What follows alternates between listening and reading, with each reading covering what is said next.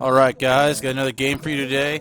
I'm sorry if the audio is a little bit off. I broke my old headset, so I'm just using my crappy old one until I buy a new, better headset. So sorry for that in advance if the audio is not what it normally is. That being said, we're going to do a short, sweet game here. Just one game here with Doomsday Fetchline Tendrils. This game was played against Legacy Lands. I actually sideboarded incorrectly, which is kind of horrible for me considering I played against this deck for so long in paper. Though it's not necessarily wrong sideboarding. The big thing here is whether or not you cut Petals and Rain of Filth versus Duresses when you bring in your Abrupt Decays for Game 2. I did in fact bring the Abrupt Decays in. I decided not to cut any number of the Duresses and pull out some of the speed. I don't know if that's the right choice or not. Against this guy's brand, I don't think it was. The last one I played against had some more artifacts that'd be decent to duress out turn 1 and such. But in general, I think it's probably better to do the other thing. Do the other sideboard option. It's kind of a toss-up. Anyway, the first game was a blowout. I won fairly quickly. Game 1 against Lands is typically real easy. You just can't get slammed by Wasteland. So here in Game 2, we're both going to have less than optimal hands, and I'm going to start with a very, very risky kind of start here. Nothing spectacular, and it's a pretty damn good game, and it has some interesting lines in it, so let's hop right into it here. The first hand I see has 2 tops, 2 probes, 2 lands with no green for my Abrupt Decay, no fetches to craft with these tops. This is way too risky for me. Very much open to Wasteland with no way to get a basic. I'm going to go ahead and mull it away. If I click again, is it going to go past the second hand? Okay, this hand. It's got a Brainstorm in the fetch land. It still has a probe. It's got a Burning Wish and an LED. This hand is possibly keepable. Yet again, it's just so weak to Wasteland with only 1 land. And off just that Brainstorm without a Ponder or something like that, there's a good chance I'm going to get locked. I don't have the top yet to pair with my Burning Wish and Lion's Eye Diamond. And this Abrupt Decay with only 1 land, I just feel like I could possibly do better. And worst case scenario, we win in Game 3. So I'm going to go ahead and mull this hand away. That was potentially keepable. This hand is even worse. Nothing to look at his hand for this Cabal Therapy to see which hate piece he got. Yet again, only 1 land with no fetch. Easily Brainstorm locked myself. No fast mana. I go down to 4. And 3 fetch lands in Doomsday is not bad for 4. We could have done a lot worse at 4. We could have done a lot better with more than 4. So we'll see how this goes. He is on the play here, though. And he doesn't play a land on his first turn. And he keeps his entire 7. So that is interesting to me. So he obviously did not get the type of hand he wanted. Lands will typically bring in anywhere from like 9 to 15 cards from their sideboard for Game 2, making Game 2 typically horrible, and you pretty much have to find Abrupt Decays to win. I'm going to lead with Misty Rainforest, even though it doesn't look like he has a land drop, and pull the island out first because we can very easily lose to Wasteland. Once he gets his mana rolling and stuff, it could be very easy for him to short us on mana. He's going to lead with the Green Sun Zenith. Looks like he hit his land drop here into Dryad Arbor, so now he is back in action. We're going to upkeep our top because we need to craft, and we've got these 2 fetch lands. So you can see here I see a Dark Ritual, an Underground Sea, and a Cabal Therapy. Cabal Therapy, without being able to see his hand, is pretty much just be a blind call. And I really need mana to win. So this Dark Ritual is a great find here. Don't really need the UC. Though it's not horrible. Definitely don't need the Cabal Therapy, so we're going to definitely put that Dark Ritual on top, and we're going to fetch away for better cards. We're not going to fetch yet. We're going to pass. We're going to see if he plays a Wasteland, and regardless, we're going to try to get out as many basic as possible. He finds another land drop, plays his first hate card here, an Aether Sworn Canis. There's absolutely no way we're going to win with that thing on the board, so now we must find a hate piece.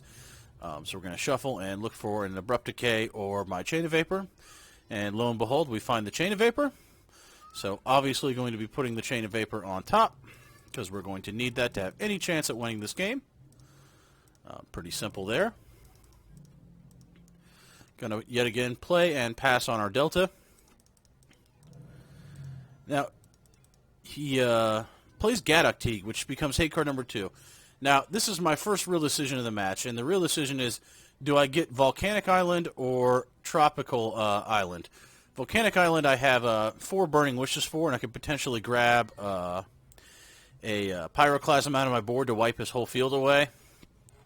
And with Tropical Island, I open my Abrupt Decay. Now, the problem is, if I go get the Tropical Island, I can easily lose my only green source, so it might have been better to go get the red source here. Plus, it's 4 Burning Wishes versus 3 Decays. But for whatever reason, I decided to get Tropical Island. That may be the one misplay of the game that doesn't end up having any real relevance. You know, it's not a huge deal, but I guess part of me wants to say you can't play Burning Wish and the Pyroclasm at the same time. I think that might have been part of the reason. That, and I just thought maybe I would hit the Abrupt Decay. I don't really know.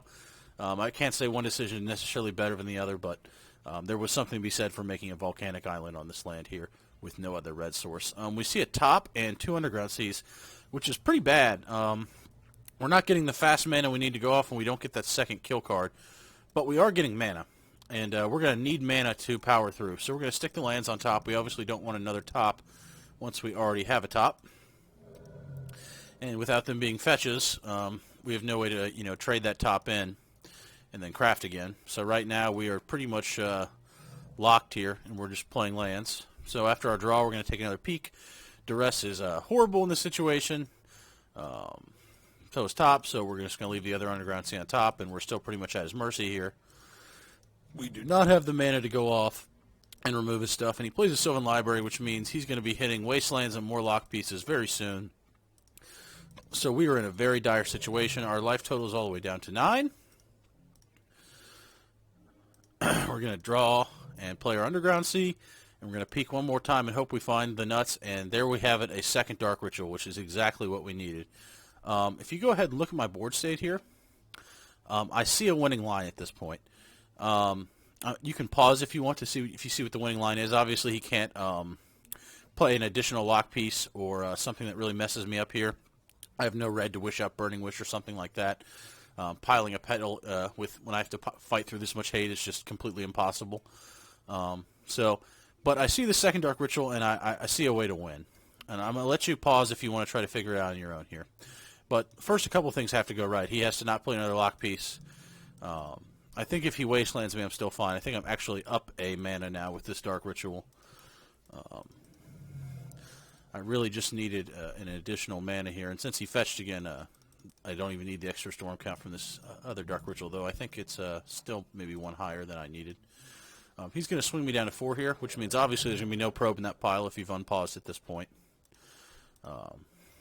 So, with the Dark Ritual on top, we're going to go ahead and Chain of Vapor his Aethersworn Canis first, obviously, or we're not going to be able to chain things on our turn. So, that was step 1. Step 2 is how do we win with this pile? Well, obviously we're going to cast both our Dark Rituals, right? So we're up to 5. We got more than enough mana to make a winning pile here. So what we're going to do is we're going to put our Ideas on Bound on top like always, Burning Wish on bottom like always, okay? And we're still going to pile our 2 LEDs to crack to our Burning Wish like always, but we're going to use this Chain of Vapor again as our cantrip by casting it on our top. So the line here is we're going to flop into an Ideas Unbound, and then we're going to replay our top. We're going to draw with the top and then bounce it using the Chain of Vapor trick to bounce the top in response to its flip trigger to essentially get a draw twice with it. And then we're going to, since we're targeting our own spell, we're going to sack a land and copy it and bounce the Ddft so we can resolve our Tendrils. So that's the main reason I showed this game, because we had a pretty cool line and we came back from a pretty bad start with multiple hate pieces on the board. And this is the kind of line you might miss if you haven't been playing the deck for a long time. But after you played this deck for a while, you start to see these kind of lines much, much easier. So you see you're going to put the top trigger on the stack. I'm going to go ahead and bounce it. I'm going to sack a land and copy it, bounce the Ddft, get my second diamond. Yeah, even if you Wastelanded me, we had an extra mana, so Wasteland wasn't a problem. We really just needed to avoid another lock piece because we had no way to pile a Burning Wish or something like that with no red source out to be able to Pyroclasm stuff away. Plus, that's a really expensive line anyway. So, at this point, we just go get our Tendrils here. Yeah, and he's more than dead.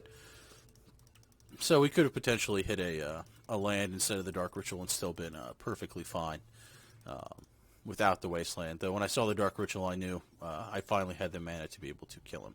So I hope you enjoyed this little quick game, and until next time, Moxnick signing out.